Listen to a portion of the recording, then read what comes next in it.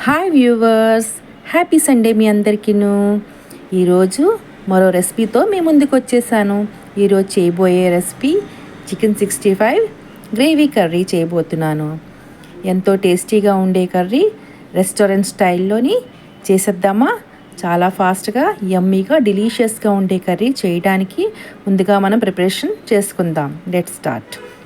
1/2 kilo చికెన్ని బాగా నీట్గా క్లీన్ చేసేసి ఈ విధంగా వాటర్ అంతా తీసి పక్కన పెట్టుకుందాం. తర్వాత మిక్సర్ జార్లోని ఒక ఆనియన్, వెల్లుల్లిపాయలు, అల్లం, జీలకర్ర, దాల్చిన చెక్క,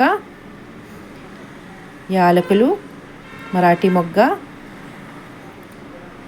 సోంఫ్, బిర్యానీ పువ్వు, లవంగాలు, కొద్దిగా వాటర్ వేసుకొని ఒక ఫైన్ పేస్ట్ని ప్రిపేర్ చేసుకోవాలి. ఇదిగోండి ఈ విధంగా. ఇప్పుడు స్టవ్ వెలిగించి కడాయి పెట్టుకొని ఒక 3 స్పూన్స్ ఆయిల్ సరిపోతుంది. ఒక 2 ఉల్లిపాయలు, పచ్చిమిర్చి వేసి ఈ విధంగా ఫ్రై చేద్దాం. ఇవి ఫ్రై అయ్యేలోపు చికెన్ని ఒకసారి చూడండి, నీట్గా శుభ్రం చేసుకున్నాం కదా. ఉల్లిపాయలు బాగా ఫ్రై అయ్యాయి కదా. ఇప్పుడు పేస్ట్ చేసుకున్న మసాలా ముద్ద, పసుపు, కారం, ధనియాల పొడి, టేస్ట్ సరిపోయినంత సాల్ట్ వేసుకొని బాగా రోస్టెడ్ ఫ్రై మసాలాని చేసేద్దాం. మాయిశ్చర్ అనేది అస్సలు లేకుండా డ్రై ఫ్రై చేసేద్దాం. ఇలా డ్రైగా ఫ్రై అవ్వాలి మసాలా. ఇప్పుడు ముందుగుండా చికెన్ని రెడీ చేసుకున్నాం కదా, చికెన్ ఇందులోని వేసేద్దాం.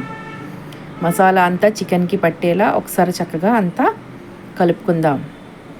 ఉప్పు, కారం, మసాలా అంతా బాగా పట్టాలి కదా చికెన్కి. ఈ విధంగా కలిపి దగ్గర పెట్టుకొని అంతాను ఒక 15 నిమిషాలు మూత పెడదాం సిమ్లో పెట్టేసి. 15 నిమిషాల తర్వాత మూత తీసి చూస్తే ఈ విధంగా కర్రీ వాటర్ని విడిచిపెట్టింది. చికెన్ మనం వాటర్ని ఎక్స్ట్రాగా ఏమీ వేయలేదు. ఇప్పుడు ఒకసారి అంతా కలుపుకొని ఇంకో 5 నిమిషాల పాటు మూత పెడదాం. 5 నిమిషాల తర్వాత ఒక స్పూన్ శనగపిండి వేసేసి అంతా బాగా కలిపి ఒక 5 నిమిషాలు మూత పెడదాం. ఇదిగోండి డ్రై రోస్ట్ అయిపోయింది కదా. చికెన్ 65 గ్రేవీ కర్రీ రెడీ అయింది. కరివేపాకు, కొత్తిమీరతోని ఈ విధంగా గార్నిష్ చేసుకుంటే ఎంతో టేస్టీగా రెస్టారెంట్ స్టైల్లోని యమ్మీ కర్రీ రెడీ అయింది. మీకు కూడా తినాలనిపిస్తే తప్పకుండా ఇంట్లోని ట్రై చేసి ఫ్యామిలీ మొత్తం ఎంజాయ్ చేయండి. తినేసి ఎలా ఉందో కామెంట్ రూపంలో చెప్పండి. Like, share, subscribe. Thank you for watching.